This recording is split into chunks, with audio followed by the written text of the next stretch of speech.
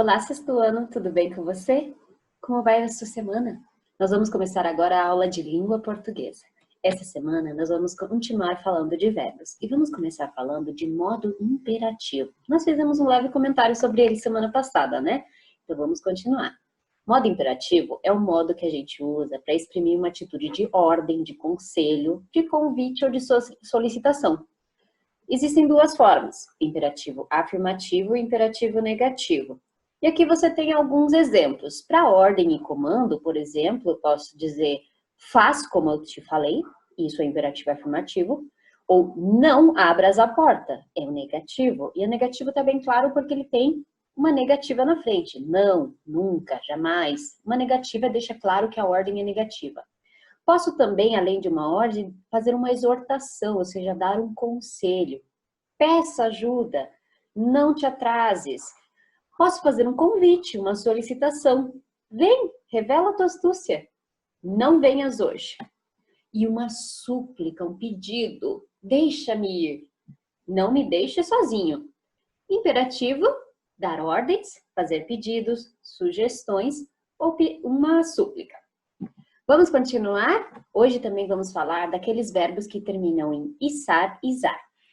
Em um dos textos lidos nesse capítulo, quando nós vimos um pouquinho sobre textos instrutivos, apareceu o verbo organizar. Nessa frase, cada jogador deve organizar secretamente seus navios. Lembra quando aprendemos sobre o jogo Batalha Naval? Compare os verbos organizar e pesquisar. Nesses dois verbos, o Z e o S têm pronúncias iguais ou diferentes? Pense bem. Organizar, pesquisar.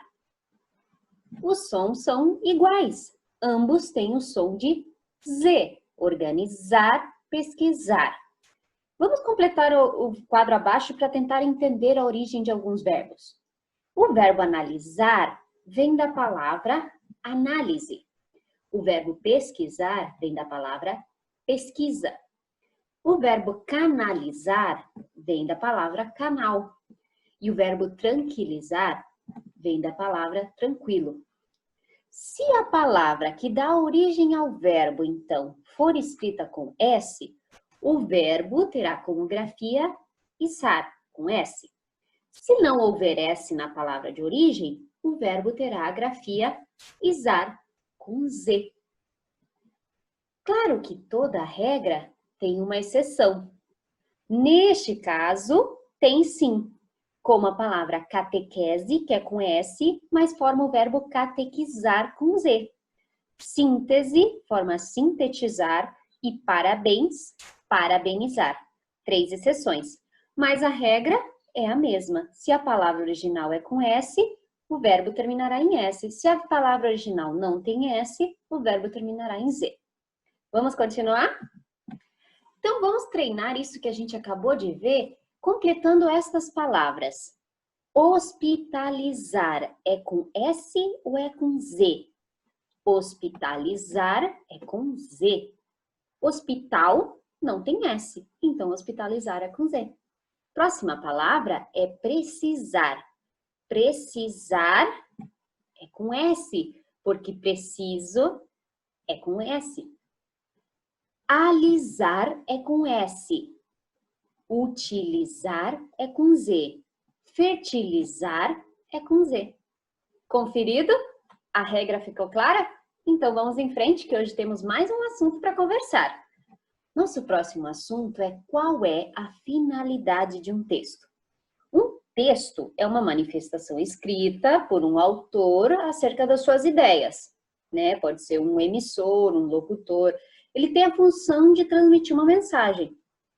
No grego, a palavra texto significa tecido. E se a gente pensar isso na etimologia da palavra, no significado da palavra, as palavras seriam os fios e o texto seria o tecido que se forma com todas as palavras, com todos os fios. Vamos olhar para este texto aqui. Pudim de leite condensado com Maria mole.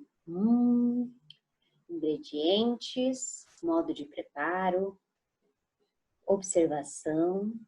O texto acima tem qual finalidade? Argumentar, instruir, informar ou descrever. Quando eu olho com atenção o nome do texto, os subtítulos, ingrediente, modo de preparo, eu entendo que este texto é uma receita e, por isso, ele tem a finalidade de instruir. Todo texto é produzido com uma intenção comunicativa. Não se escreve nem se fala algo sem um motivo. Ao ler um texto, você deve verificar a situação comunicativa da qual ele faz parte.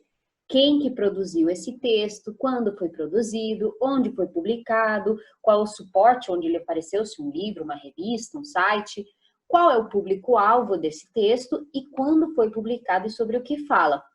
Se nós voltamos ao nosso texto original agora, né, nós temos aqui várias dicas da finalidade dele. O título, pudim de leite condensado com Maria Mole, me remete à comida. Ingredientes também, aí eu tenho um copo, um pacote, uma lata. Modo de preparo, dissolva, espere, adicione. Tem instruções usando o verbo imperativo.